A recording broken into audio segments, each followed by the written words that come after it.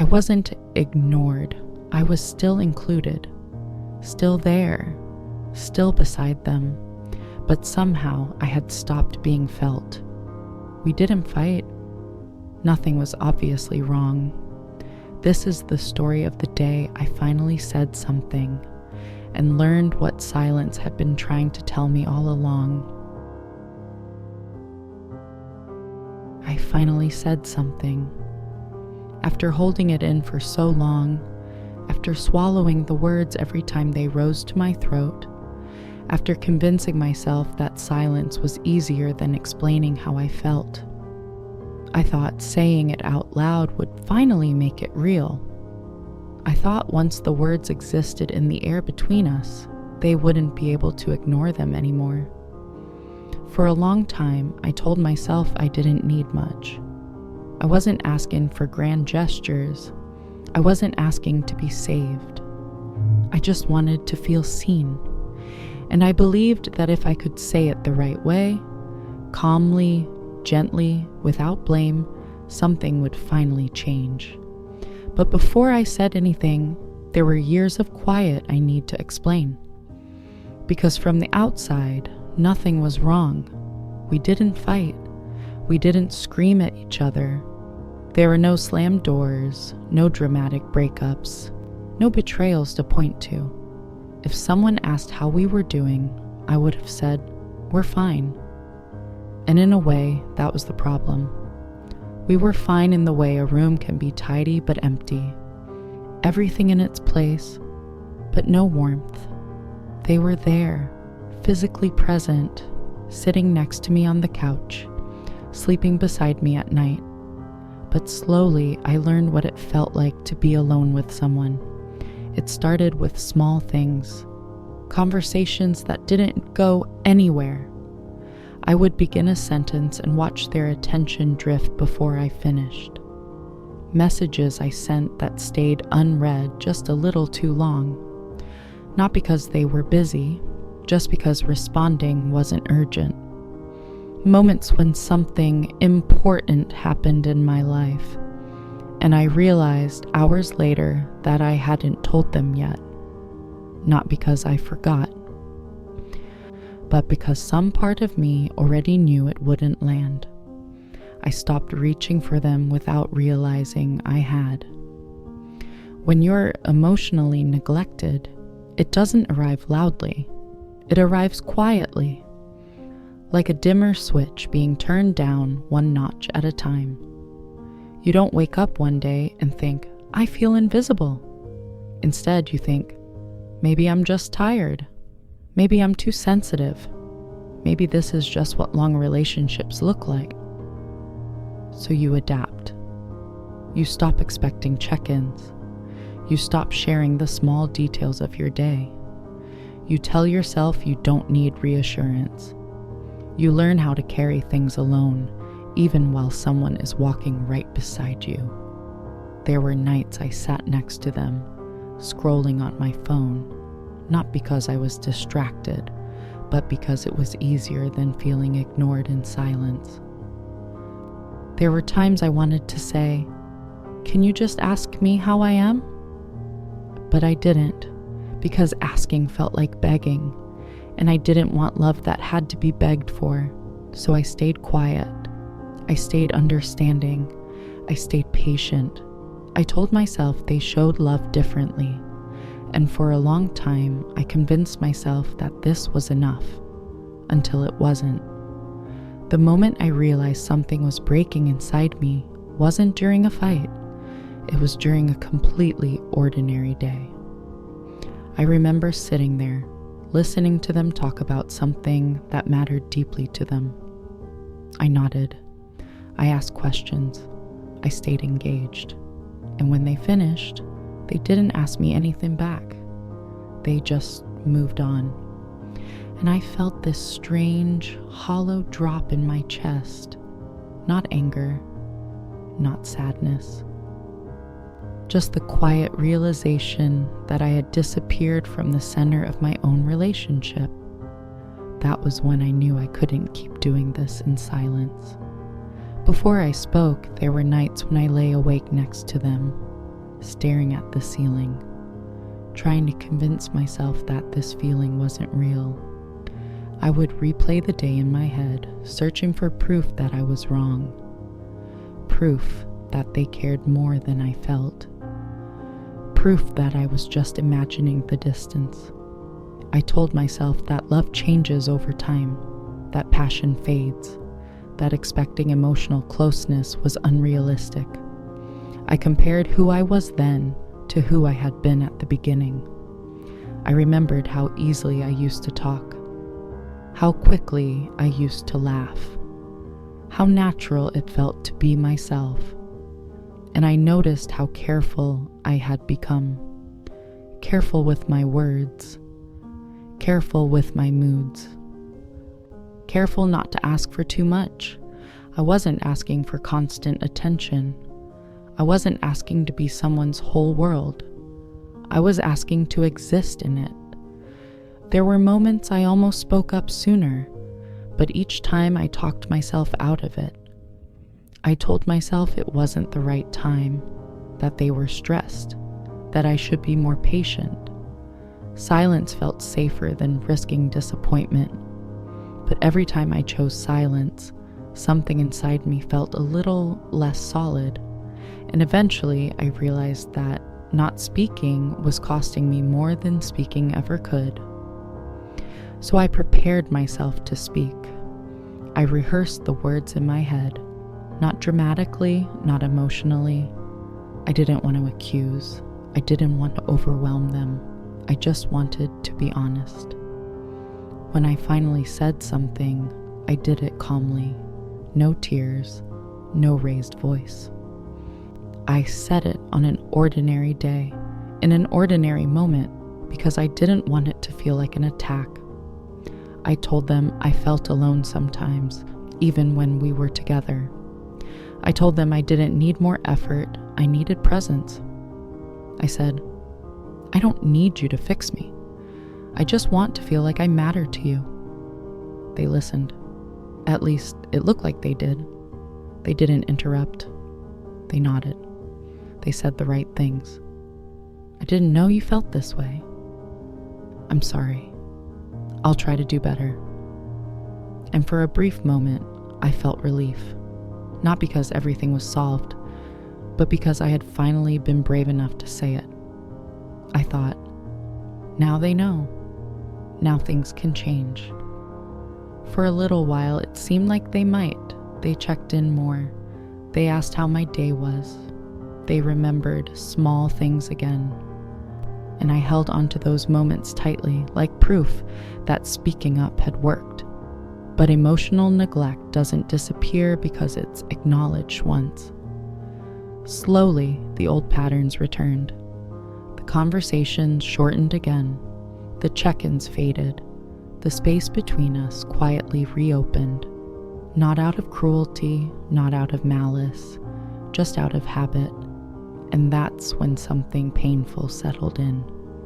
They hadn't ignored me because they didn't understand. They hadn't missed my needs because I hadn't explained them well enough. They understood. They just didn't change. After that realization, my mind kept returning to the conversation we had. I replayed it again and again, wondering if I could have said it differently. Maybe if I had used softer words. Maybe if I had explained it more clearly. Maybe if I had chosen a better moment. I rewrote the conversation in my head dozens of times. In every version, I was calmer, more precise, more reasonable, as if pain needed perfect grammar to be taken seriously. That's when I understood something exhausting. I wasn't lacking words. I was carrying the responsibility of making my pain easy to accept. I was translating my loneliness into sentences that wouldn't inconvenience them. And the truth was, no amount of clarity could create care where there wasn't enough priority. They didn't change, not because they couldn't, but because they didn't have to. And that realization didn't make me angry. It made me tired. Tired of performing emotional clarity. Tired of waiting for empathy to arrive later. Tired of hoping effort would follow understanding.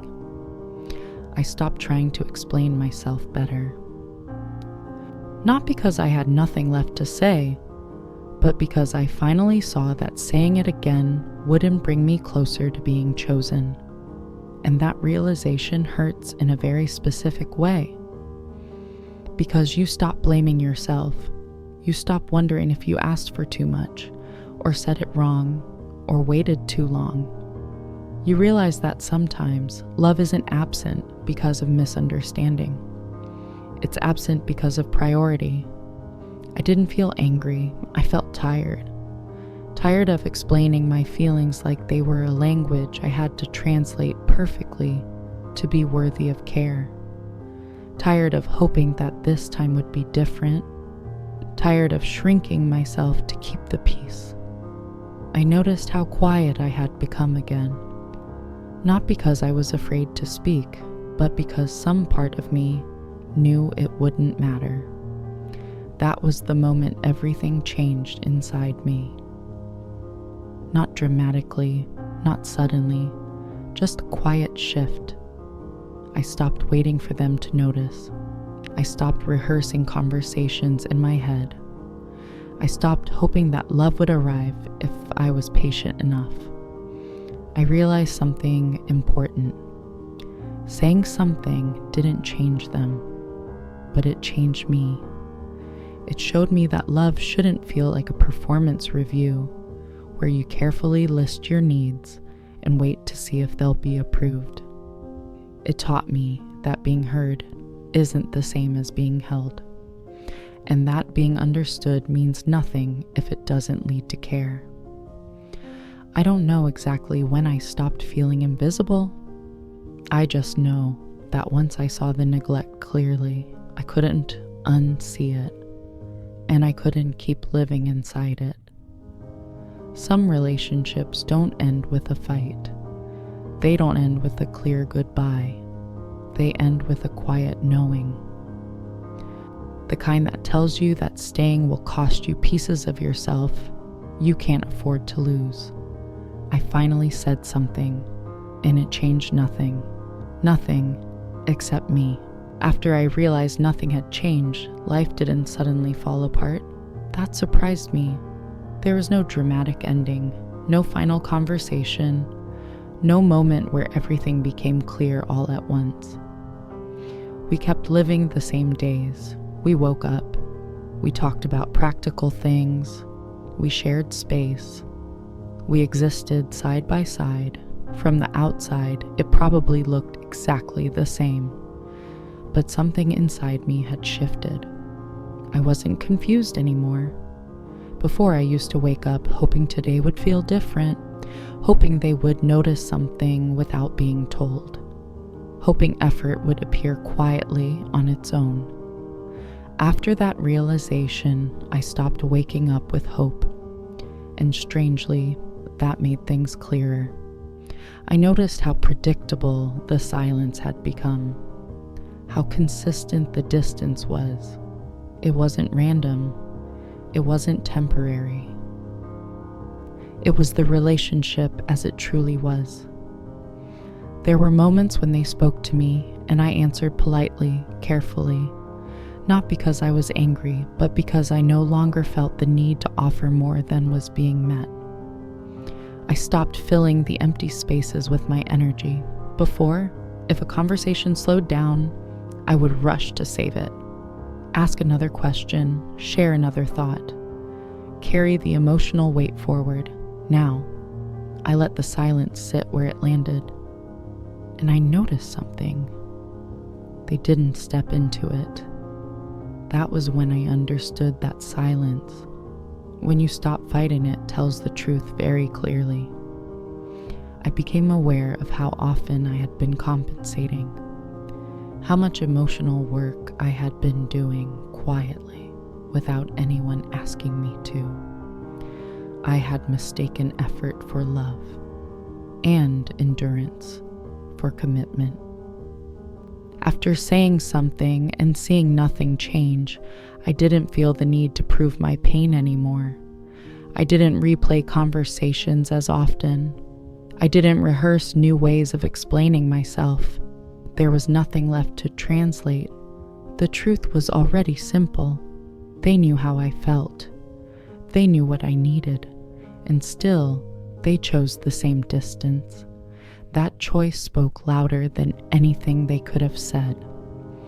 There were moments when they laughed, and I realized I was watching instead of joining. Not because I didn't care, but because some part of me had stepped back to protect itself. I had learned that closeness without care creates a deeper loneliness than being alone. I started noticing myself again. How quiet I became when I felt unseen. How tense my body was when I expected disappointment. How relieved I felt during moments of emotional distance when I didn't have to hope for more. That relief scared me, because it meant I was adapting too well to something that was hurting me. I wasn't numb. I was aware. And awareness changes everything. I stopped asking questions I already knew the answer to. I stopped reaching for reassurance that never came naturally. I stopped pretending that patience would eventually turn into connection. Not because I was giving up, but because I was finally being honest with myself. There is a particular kind of sadness that comes after clarity. It's not loud. It doesn't beg. It simply sits with you. It shows you the truth of where you are, without offering an easy escape. I didn't hate them. I didn't blame them.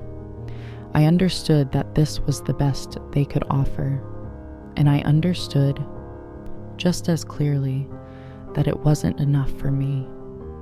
That understanding didn't lead to an immediate decision. It led to stillness. A stillness where I no longer disappeared to keep things calm. A stillness where I stopped shrinking my needs to fit the space available. I began to notice what it felt like to stay connected to myself, even when the relationship didn't offer that connection back. That was new, and quiet, and powerful. I learned that love shouldn't require you to become smaller to keep it intact. That wanting presence isn't asking for too much, and that being alone inside a relationship is a kind of warning you shouldn't ignore. I didn't suddenly know what I would do next, but I knew one thing for certain. I would never again confuse silence with peace. I would never again believe that being understood was enough. Because understanding without care changes nothing, and now neither do I.